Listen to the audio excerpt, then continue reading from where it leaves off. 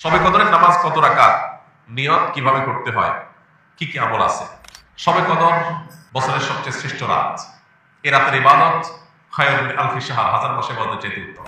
এই জন্য এই রাত জেগে আমরা ইবাদত করার চেষ্টা করব। কিন্তু ইবাদতের নির্দিষ্ট কোনো ফরম্যাট, নির্দিষ্ট কোনো পদ্ধতি কোরআন হাদিস শিখায় দেয়নি যে আপনাকে নামাজ পড়তে হবে এত রাকাত, প্রথম রাকাতে অমুক সূরার সাথে তমুক সূরা এতবার পড়তে হবে, দ্বিতীয় রাকাতে অমুক সূরার সাথে অমুক সূরা এতবার পড়তে হবে, এরকম কোনো ধরা বাঁধা নিয়ম বলে দেওয়া হয় নাই। অতএব শবে কদরের নামাজ বলতে আলাদা কোনো ফরম্যাটের নামাজ নাই। আপনি দুই রাকাত করে নামাজ পড়বেন, ধীরে ধীরে সুন্দর করে যে কোনো সূরা দিয়ে পড়তে পারেন, যে কোনো সূরা যে কোনো সংখ্যকবার পড়তে পারেন, নির্দিষ্ট কোনো ফরম্যাট ঠিক করা নেই। শবে কদর উপলক্ষে একটা জিনিস শুধুমাত্র হাদিসে শেখানো আছে, জন্য একটা দোয়া, আল্লাহুম্মা ইন্নাকা আফুউন তুহিব্বুল আফওয়া ফাআফু আন্নি। আল্লাহ আপনি ক্ষমাশীল, ক্ষমাকে পছন্দ করেন, আমাকে ক্ষমা করে দিন। এর বাইরে শবে কদরের নামাজ বলতে আলাদা নিয়মের কোনো নামাজ নাই। নামাজের বাইরে আপনি কোরআন তেলাওয়াত করবেন, দোয়া করবেন, জিকির আজকার করবেন, তাজবিদ তেলাওয়াত করবেন, বিভিন্ন নেকামল করবেন, দিনী বই পুস্তক পড়বেন, বিভিন্ন ভাবে আপনি রাতটাকে কাটাবার চেষ্টা করবেন। শবে কদরে কি আসলে ভাগ্য পরিবর্তন হয়? ভাগ্য পরিবর্তন করতে কি কি আমল করা দরকার? ভাইরা আমার, লাইলাতুল কদরে মানুষের ভাগ্য লিপিবদ্ধ হয়। ভাগ্য লিপিবদ্ধ হওয়ার 4-5টা স্তর আছে, 4-5টা লেভেল আছে। বিভিন্ন লেভেলে মানুষের ভাগ্য নির্ধারণ হয়। মানুষের সৃষ্টির হাজার বছর আগে, 50,000 বছর আগে আল্লাহ তাআলা মানুষের তাকদীর লিখেছেন। আবার মাতৃগর্ভে থাকাকালীন সময় আরেকটা লেয়ারে লেখা হয়। এরপরে প্রত্যেক বছর লাইলাতুল কদরে আবার সেই চূড়ান্ত যেটা লেখা আছে এজমালি, ওইটা বিস্তারিত লেখা হয় প্রতি বছর লাইলাতুল কদরে।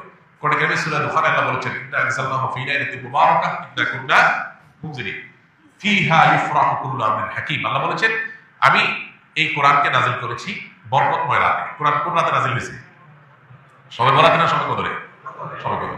সেই রাতে আল্লাহ বলছেন ফীহা, অর্থাৎ সেই বরকতময় রাতেই ইউফরাকু কুল্লু আমরিন হাকীম, সব গুরুত্বপূর্ণ বিষয়গুলোকে আল্লাহ তাআলা ধার্য করেন। এখান থেকে বোঝা যায় লাইলাতুল কদরে সব মানুষের ভাগ্য নির্ধারণ। এখন কদরে ভাগ্যের জন্য ভালো নির্ধারণ করার জন্য কি করার আছে? সবচেয়ে বড় করা হলো ঈমান এবং তাকওয়া অবলম্বন করা। আল্লাহ বলেছেন যে ওয়ালাউ আন্না আহলাল কুরআন আমানু ওয়াত্তাকাউ লাফাতাহনা আলাইহিম বারাকাতিন মিনাস সামা। কোন জনপদের মানুষ ঈমান আর তাকওয়া আনলে আল্লাহ তাআলা বলেছেন আসমান থেকে বরকতের সব দুয়ারগুলো উন্মোচন করে দিবেন। আপনার ভাগ্যে ভালো কিছু লেখা হোক চাইলে আপনাকে ঈমান আমলের চর্চায় এগিয়ে যেতে হবে। আমাদের দেশের মানুষ সব রাতে মসজিদে ভিড় করে, সারা বছর তো মাঝখানে খোঁজ খবর নেই, সব রাতে মসজিদে এসে ভিড় করছে। কেন? ভাগ্যে যেন ভালো কিছু লেখা হয়। একজন চেয়ারম্যান সরকারের কাছ থেকে রিলিফ পাইছে বা জনগণকে বন্টন করার জন্য জিনিসপত্র পাইছে। তো চেয়ারম্যান সাহেবের পাতি যে সমস্ত নেতা আছে বা চেলা চামচা আছে, সহযোগী আছে, এরা ভাগ নিতে আসছে। এক চামচা নির্বাচনের আগেও ছিল না, পরেও ছিল না, ভোটের সময় ছিল না, পরেও ছিল না, কোনো কিছুতে নাই। এখন যখন সরকারি চাইলে এসে হাজির হয়ে গেছে, গম এসে হাজির হয়ে গেছে, সে এসে ভাগ নিতে হাজির হয়ে গেছে। কি বলেন, এ পাবে ভাগে? আর যে সবসময় ছিল, ও যদি এদিন হাজির নাও হইতে পারে, তারপর চেয়ারম্যান সাহেব তার জন্য ঠিকই রেখে দিবে যে তুমি এগুলো বন্টন করো তোমার এলাকায়। একইভাবে আল্লাহ রাব্বুল আলামিনের আনুগত্য যদি আমরা সবসময় করি, ইনশাআল্লাহ আল্লাহ আমাদের নসিবে ভালো কিছু দিবেন।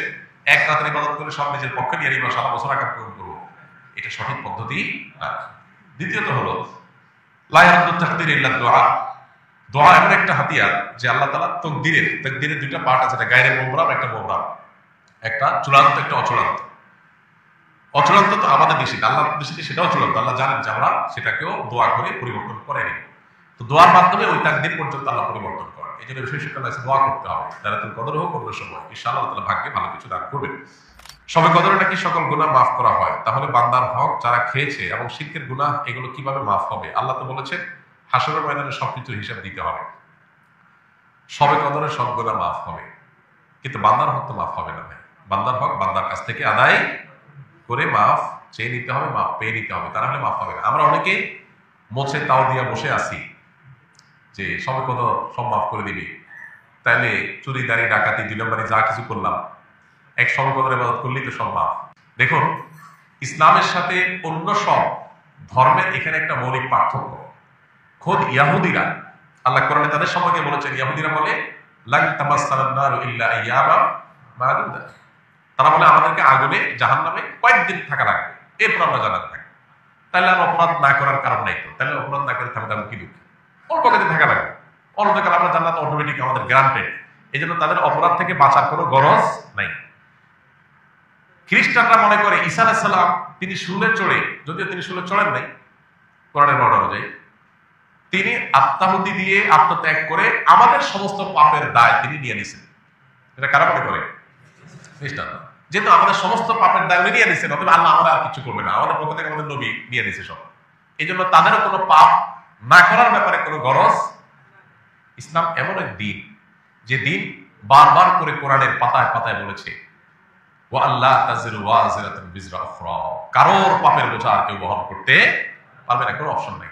তুমি পাপ করছো, তোমাকে পেতে হবে। এই জন্য একজন ইমানদার পাপ করলে সেটা প্রায়শ্চিত্ত করতে হবে। আপনি পাপ করবেন, অন্যের হক নষ্ট করবেন, আর সভাপতিরা আপনারা মাফ করে দিবে। জি না, সভাপতিরা আপনার ছোটখাটো গুনাহগুলো মাফ করে দিবে, কিন্তু আল্লাহর কাছ থেকে বান্দার হক নিয়ে মাফ পাইতে হলে তারটা তাকে ফেরত দিতে হবে, তার কাছে মাফ চেয়ে দিতে হবে, তারপর আল্লাহ তাআলা মাফ করবেন। অতএব এই বিষয়ে যেন আমাদের ঘাটতি না থাকে। আল্লাহ তাআলার ৯৯ নাম মুখস্থ করার ফজিলত কি? আল্লাহ রাব্বুল আলামিনের ৯৯ নাম এই সম্পর্কে হাদিসে আসছে, নবী সাল্লাল্লাহু আলাইহি ওয়াসাল্লাম বলেছেন ইন্না লিল্লাহি তিসআওয়া তিসঈনা ইসমা, যে ব্যক্তি আল্লাহ তাআলার ৯৯টি নাম আছে, যে ব্যক্তি এগুলোকে হেফাজত করবে, সংরক্ষণ করবে, মুখস্থ করবে, এই ব্যক্তি জান্নাতে প্রবেশ করবে। এখানে মুখস্থ করা বলতে নামগুলো মুখস্থ করা, সেগুলোর অর্থ বোঝা, সেগুলোর প্রতি বিশ্বাস করা। আল্লাহ তাআলার গুণবাচক নাম আলীম, আল্লাহ সবকিছু জানেন, অতএব এটা বিশ্বাস করবো যে আল্লাহর কাছে অজানা কিছু নেই। আল্লাহ তাআলার গুণবাচক নামের মধ্যে একটা আছে কাদির, আল্লাহ সবকিছু করতে সক্ষম, আল্লাহর কাছে অপারগতা বলতে কিছু নেই। আল্লাহ তাআলা বাসীর, তিনি সবকিছু দেখেন, সর্বদ্রষ্টা, অতএব তার কাছে লুকাবার কোনো সুযোগ নেই। এভাবে আল্লাহ ৯৯ নামের প্রত্যেকটার অর্থ বুঝে বুঝে আপনি সেটা অন্তরে বিশ্বাস করলেন, এটাই হলো প্রকৃত অর্থে সংরক্ষণ। এইভাবে আপনি যদি সংরক্ষণ করেন, ইনশাআল্লাহ এটা জান্নাতে যাওয়ার কারণ হবে। আমাদের দেশে অনেকে আল্লাহ ৯৯ নাম, এটা অমুক নাম এতবার জপলে এই কাজ লাভ হয়, অমুক নামটা এতবার বললে বা জিকির করলে এই মনের মাকসাদটা, উদ্দেশ্যটা হাসিল হয়, এই জাতীয় নানা রকমের কথা আমাদের সমাজে প্রচলিত আছে। এগুলো তাজরিবা দ্বারায়, অভিজ্ঞতা দ্বারায় কোনো আলেম, কোনো দিনদার মানুষ এর উপকারিতা পেতে পারে, কিন্তু কোরআন হাদিসে কোথাও আল্লাহর কোন গুণবাচক নাম নির্দিষ্ট সংখ্যক বা জপার কোন নির্দেশ আমাদেরকে দেওয়া হয়নি। তাহলে কিসের নির্দেশ দেওয়া হয়েছে? আল্লাহর গুণবাচক নামগুলোর অর্থ বুঝে সেটার প্রতি বিশ্বাস মনে প্রাণে স্থাপন করা। এটা তাওহীদের গুরুত্বপূর্ণ একটা পার্ট, যেটা আমাদের অনেকেরই এখনো নেওয়া হয়নি। আমরা অনেকেই নিজেকে মুসলমান দাবি করি, আল্লাহর গুণবাচক নামের অনেক নাম আছে যেগুলো আমরা হয়তো শুনি না, জানি না, এবং সেটার অর্থ বুঝে যে মনে বিশ্বাস করবো, জানি না বিশ্বাস করতে থেকে আসে। তো এই জন্য আল্লাহর গুণবাচক নামগুলো আমাদের জানা দরকার, বোঝা দরকার, বিশ্বাস করা দরকার।